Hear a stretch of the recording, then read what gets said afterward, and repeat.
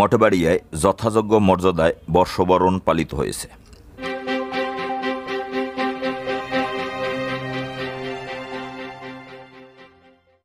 পিরোজপুর জেলার মঠবাড়িয়া উপজেলা প্রশাসনের আয়োজনে বাংলা বর্ষবরণ ১৪৩২ উপলক্ষে ১৪ এপ্রিল সোমবার সকাল ১০টায় মঠবাড়িয়া উপজেলা পরিষদ চত্বর থেকে একটি আনন্দ শোভাযাত্রা বের করা হয়। এ শোভাযাত্রায় অংশগ্রহণ করেন মঠবাড়িয়া উপজেলা নির্বাহী কর্মকর্তা আব্দুল কাইয়ুম, উপজেলা সহকারী কমিশনার ভূমি মোহাম্মদ রাইসুল ইসলাম, উপজেলা বিএনপির সদস্য সচিব আবু বকর সিদ্দিক বাদল, জামায়াত ইসলামের সাংগঠনিক সম্পাদক আবুল কালাম আজাদ, উপজেলা সমাজসেবা কর্মকর্তা শফিকুল আলম,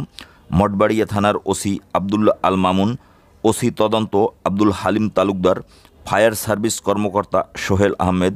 উপজেলা যুবদলের আহ্বায়ক মাসুম বিল্লাহ, প্রেস ক্লাব সভাপতি মিজানুর রহমান মিজু, সাংবাদিক ইসমাইল হোসেন হাওলাদার, উদেশি শিল্পী গোষ্ঠীর সভাপতি শিবু শাওজাল, সাধারণ সম্পাদক ইশরাত জাহান মমতাজ ও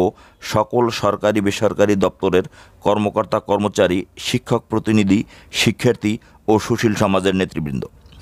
আনন্দ শোভাযাত্রায় নবাব চরিত্রে ছিলেন মঠবাড়িয়া সাংবাদিক ইউনিয়নের সাধারণ সম্পাদক জুলফিকার আমিন সোহেল, মন্ত্রী চরিত্রে ছিলেন সাংবাদিক তাজউদ্দিন আহমেদ টুকু,